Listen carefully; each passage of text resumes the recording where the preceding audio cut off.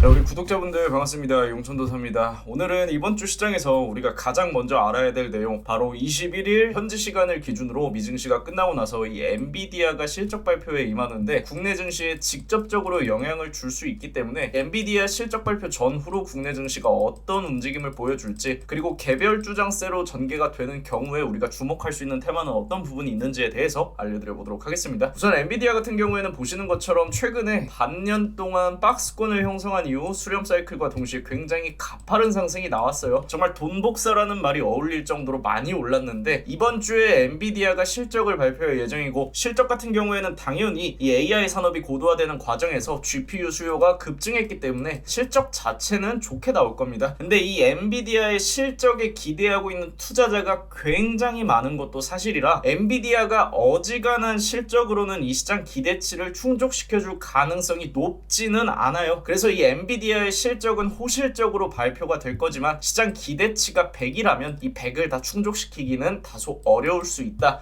그래서 엔비디아는 실적 발표 이후에 100에 미달하는 수치로 발표가 되는 경우 시장에서는 당연히 엔비디아의 실적이 기대 이하였다, 혹은 엔비디아의 실적이 시장 기대치를 뛰어넘지 못했고 투자자들이 과하게 쏠려있는 경향이 있다 등 굉장히 겁을 주기 위한 키워드가 많이 나올 겁니다. 그럼 자연스럽게 엔비디아는 최근 상승에 대한 되돌림 구간을 형성하면서 조정이 나올 수가 있는데, 여기서부터가 중요합니다. 최근에 코스닥 지수를 끌어올린 종목들 또한 우리나라도 반도체 종목들이죠. 그리고 우리나라 반도체 종목들은 엔비디아와 직접적인 관계가 있든 없든 간에 엔비디아의 주가가 하락하면 하락하는 경우가 많습니다. 그래서 엔비디아의 주가가 이런 식으로 단기별로 하락할 때 국내 반도체 종목들도 당연히 조정을 받을 수 있기 때문에 우리나라 같은 경우에는 이번 주 개별 주장세로 전개가 될 가능성이 굉장히 높다는 점을 여러분들이 참고를 하면 되고요. 만약에 엔비디아의 실적이 100 이상을 상회하게 되는 경우에는 당연히 추가적인 상승이 나올 거기 때문에 이때는 되게 간단하게 우리나라도 반도체 위주로 공략을 하시면 됩니다. 하지만 상승보다는 하락이 나올 가능성이 조금 더 높다는 점, 그리고 하락이 나오더라도 이 추세 자체를 완전히 훼손하지는 않는 단계적인 하락 이후에 결국에 AI 시장 같은 경우에는 2025년까지 성장이 전망이 되어 있기 때문에 마켓 타이밍상 매수로 대응할 수 있는 구간들이 나오게 될 거고, 그럼 우리가 반도체를 분할로 매수하게 되는 동안 단기적으로 공략할 수 있는 개별주들은 어떤 이슈들이 있는지 바로 알려드려 보도록 하겠습니다. 우선 보시는 것처럼 현재 시장에서 가장 뜨겁게 달아오르고 있는 테마는 일단 첫 번째로 봐야 되는 게 초전도체죠. 특히 초전도체 관련 대장주로 부각되고 있는 신성 델타테크 같은 경우에는 오늘 이슈가 나온 내용으로 신성 델타테크에서 간접적으로 소유하고 있었던 퀀텀 에너지의 지분을 직접적으로 투자하기로 결정을 했다고 합니다. 금액은 약 20억에서 80억 정도 규모로 책정이 되는데, 신성 델타테크가 퀀텀 에너지에 직접적으로 투자했다는 소식과 함께 조정분을 반납하고 오늘 실제로 상한가에 들어갔어요. 그리고 신성 델타테크가 상한가에 가게 되는 경우에는 당연히 초전도체 테마에 편입되어 있는 대부분의 종목들이 상승으로 연결될 수 있기 때문에 일단 단기적으로 주목할 필요는 있겠습니다. 하지만 초전도체 테마 같은 경우에는 여러분들 아시다시피 아직까지 검증 결과가 구체적으로 나오지 않았고요. 사실 이 재료 같은 경우에는 검증이 확인된 이후에 대응을 해도 늦지 않는 테마긴 합니다. 근데 지금 시장 자체가 투자처가 그리 많지 않고 포커스 자체가 초전도체에 쏠려있는 경향이 있기 때문에 초전도체 관련주 대응하시는 분들은 반드시 단타로만 오래 보유하지 않고 리스크 관리 자체가 선택이 아니라 필수로 들어가야 되는 테마라는 점을 여러분들이 꼭 인지를 하셔야 되고요. 만약에 우리가 이 초전도체 관련주들에 물려있는데 결과가 좋지 않게 나온다, 그러면은 정말 과거에 우리가 이례적으로 상승했던 종목들이 이슈가 실질적으로 반영되지 않았을 때 나왔던 하락을 생각을 해야 됩니다. 그래서 이 테마 같은 경우에는 리스크 지수가 굉장히 높다, 이렇게 보시면 되고, 신성 델타테크 같은 경우에는 기술적 요소를 먼저 보면은 10만 원을 이탈하게 되는 경우 신성 델타테크에 투자하고 있는 개인 투자자분들의 심리적 저항선이 무너지면서 과대낙폭으로 연결될 수 있는 구간이었는데, 복합 조정 추세를 마무리하고 10만 원 위로 반등에 성공하면서 현재는 상방 발산까지 연결이 된 상황이죠. 그리고 이 위로는 매물이 존재하지 않기 때문에 최소 한 차례 이상의 단발성 급등은 여전히 유효하다고 볼 수 있는 구간입니다. 근데 신성 델타테크 같은 경우에는 말씀드렸던 것처럼 초전도체 테마를 주도하고 있는 대장주다 보니까 굳이 이 종목을 매매하지 않더라도 이 종목이 올라가게 되는 경우에는 해당 테마에 존재하는 여러 종목들을 함께 볼 필요가 있다. 하지만 볼 때는 무조건 단타로 보셔야 된다고 말씀을 드릴 수 있을 것 같고요. 그 다음 볼 수 있는 테마는 Y랩이 오늘 상한가에 갔습니다. 그리고 Y랩 같은 경우에는 네이버 웹툰에 직접적으로 연관이 있는 종목인데, 네이버 웹툰 같은 경우에는 나스닥에 상장을 준비하고 있습니다. 그리고 나스닥에 상장하게 되는 경우 보시는 것처럼 기업 가치가 최대 5조 원에 육박한다고 하죠. 거죠. 근데 우리가 Y랩을 보면은 이거는 신규 상장주예요. 그리고 신규 상장주 같은 경우에는 상장 당시에 들어갔던 개인 투자자분들 중에서 물려있는 헤비 홀더분들이 있을 거고, 두 번째로는 공모 당시에 매도하지 못했던 매도락이 걸려 있었던 기관 투자자의 물량 또한 상단을 제한할 수 있는 요소로 작용할 수 있고요. 특히 공모 당시에 기관 투자자 같은 경우에는 상장가보다 훨씬 더 저렴하게 이 종목을 보유하고 있기 때문에 이렇게 단기적인 상승이 나온다면 주가 상단을 제한할 수 있는 매물이 존재할 가능성이 높다는 점. 그래서 Y랩은 우리가 실질적으로 매매에 들어가기보다는 실제로 이거는 오늘 상한가에 들어가고 내일 갭상승이 나오더라도 여기서부터 형성되어 있는 거래량만 보더라도 많은 분들이 물려있다는 사실을 우리가 알 수가 있습니다. 그래서 위에 물려있는 개인 투자자의 물량, 공모 당시에 아직 매도가 안 되어 있는 매도락이 걸려 있었던 기관 투자자의 물량을 받아야 하는 구간까지 들어갈 수 있으니까 갭상승이 나와도 붙어서 단타로 대응하는 전략이 아니라 Y랩이 추가적인 상승이 나온다면 추가적인 상승이 유효한 지적재산권 관련 테마, 웹툰 관련주 미스터블루를 관심 종목으로 보시는 걸 권장을 드리고요. 미스터블루 같은 경우에는 우선 최근에 소파동을 만들어가는 과정에서 거래량이 과거와 비교할 수 없을 정도로 많이 늘어났습니다. 그리고 실질적으로 소파동을 그려가는 과정에서 저가 추세는 여전히 높여가고 있다는 점을 우리가 확인할 수가 있고, 이 종목 같은 경우에는 나스닥에 상장하는 네이버 웹툰과는 직접적으로 관계가 없어도 네이버 웹툰이라는 이 시장 자체가 나스닥에 상장을 한다는 건 이 웹툰 시장, 이 IP 시장이 그만큼 성장하고 있다는 반증이 될 수 있고, 실제로 이 IP 시장 같은 경우에는 연마다 2배에 가까운 성장률을 보이고 있습니다. 이 성장률에 비해서 국내 증시에 상장되어 있는 웹툰 관련주들은 비교적 저평가가 되어 있다는 사실을 우리가 주목을 할 필요가 있고요. 그래서 미스터블루 같은 경우에는 최근에 소파동 구간을 형성하면서 여기서 이제 박스권 상단을 수렴하게 되는 경우 단기적인 유동성 쏠림 현상을 기대할 수 있고, 특히 수급적인 부분을 보더라도 기관에서 순매수로 대응을 했는데 이 순매수를 구체적으로 보면 투신과 사모펀드가 매수를 했어요. 그리고 사모펀드는 올해 최초로 매수에 임했고, 투신 같은 경우에는 중장기적으로 투자를 하고 있는 기관 투자자입니다. 그래서 우리가 생각을 해야 되는 거는 네이버 웹툰이 나스닥에 상장한다고 해서 단발성으로 소멸되는 재료가 아니라 결국에 이 지적재산권과 관련된 시장은 인공지능 시장과 더불어서 성장할 수 있는, 실제로 AI 소라 같은 경우에는 글을 영상으로 시각화하는 기술을 만들어냈죠. 그리고 이 지적재산권 IP 관련주들 같은 경우에는 결국에는 웹툰이 만들어지는 소재가 글로써 형성이 되기 때문에 웹소설 관련주로도 볼 수가 있습니다. 그래서 이 지적재산권, 웹툰, 웹소설 관련주 미스터블루 같은 경우에는 박스권 상단을 수렴하는 경우에는 단기적인 급등이 유효하니까 우리가 단타로도 붙어볼 수 있고, 이 추세 자체를, 저가 추세를 높여가는 흐름 자체를 훼손하지 않는다면 스윙으로도 볼 수 있는 종목 중 하나다. 그래서 우리가 개별주들이 움직일 때는 이제는 웹툰 관련주도 같이 체크를 해줘야 된다는 점 여러분들이 기억하시면 되고요. 그리고 마지막으로 볼 수 있는 테마는 바로 교육주입니다. 이 교육 테마 같은 경우에는 첫 번째로 최근에 늘봄학교 관련주로 편입이 됐었고요. 두 번째로는 현재 의료개혁 관련주로 편입이 된 상태입니다. 오늘 장중에 전달이 된 내용으로 윤석열 대통령이 2시 20분쯤에 의사들의 집단 사직서 제출을 강력하게 지탄하면서 이 의료개혁을 위해서 한 치의 물러섬도 없고 우리는 오히려 최소 인원을 2,000명을 충원하는 것을 목표로 하고 있으면서도 추후에 추가적인 인원을 증원할 수 있다는 매우 강력한 스탠스가 확인이 되었어요. 그래서 최근에 의료개혁 관련주로 첫 번째로 순환매가 형성이 되었던 테마는 바로 원격진료 관련주들인데, 원격진료 관련주들이 단발성 급등 이후 피날레성 급등까지 소화하면서 현재 조정 국면에 진입을 했고, 두 번째로 움직이고 있는 테마가 바로 교육주입니다. 그래서 이 교육주가 현재는 의료개혁 관련주로 편입이 되면서 오늘 막바지에 급등 사이클을 형성했고, 이 흐름이 내일까지 연결이 된다면 우리가 IB기명도 교육주로서 관심 종목으로 단타로 대응할 수 있는 종목 중 하나라는 점을 여러분들이 기억을 하시면 되고요. 보시는 것처럼 국민 생명을 볼모로 집단 행동을 하면 안 된다고 강력하게 지탄하면서도 2,000명은 최소한의 확충 규모라고 윤석열 대통령이 직접적으로 언급을 하고 있습니다. 그리고 IB기명 같은 경우에는 장중에 움직인 분봉을 보면은 윤석열 대통령이 발표를 했던 시점이 이때예요. 여기서 단발성 급등을 소화하고 나서 한 차례 조정 구간을 준 이후에 저가 추세를 높여가는 과정에서 오버슈팅 구간이 형성이 되었고, 소파동 같은 경우에는 사실상 여전히 추세가 연장될 수 있는 구간에서 종가에 마감됐다는 사실 우리가 확인할 수가 있습니다. 장 막바지에 만들어낸 움직임이기 때문에 내일 조금만 갭상승이 나오더라도 시장 대기자금이 쏠리면서 굉장히 강력한 급등으로 연결될 수 있다는 사실, 그리고 관련주로 볼 수 있는 비상교육 같은 경우에는 오늘 상한가에 마감이 되면서 사실상 이 이슈가 내일 이전까지 큰 변수가 존재하지 않는다면 내일 시장도 개별주 장세로 움직인다고 가정을 했을 때 최소 한 차례 이상의 순환매는 유효할 수 있는 테마다. 하지만 이 종목 같은 경우에는 오늘 장중에 매수한 게 아니라면 사실상 종가가 상한가에 근접을 했기 때문에 하방 이격도 벌어져 있는 게 사실이라서 우리가 단타로 대응할 수 있는 종목 중 하나라는 점, 그리고 교육 테마가 원격 의료 이후에 의료개혁 관련주로 편입이 되면서 이 시장에서 우리가 모니터링에 임해야 되는 개별 업종으로 부각이 되고 있다는 점까지 여러분들이 기억을 하시면 되겠습니다. 그러면 제가 알려드렸던 내용을 종합적으로 여러분들이 고민을 한번 해보시고 관심 종목들 미리 편입해 두셨다가 원하는 움직임이 나올 때 우리가 말씀드린 개별 업종이 모두 움직이면 좋겠지만 우리는 이렇게 미리미리 이슈를 파악해놓고 시장 인사이트를 정리해놓은 이후에 우리가 예상했던 흐름에 맞춰서 움직이는 종목들만 매매를 해도 굉장히 높은 손익비를 기대할 수 있으니까 제가 말씀드린 인사이트 참고하셔서 매매하시면 좋겠고, 이런 게 어려우신 분들은 우리 라이브 방송 들어오셔도 함께 매매하실 수 있으니까 매일 8시 50분부터 10시까지 진행되고 있는 생방송 구독과 알람 설정만 눌러두시면 모두 참여하실 수 있으니까요.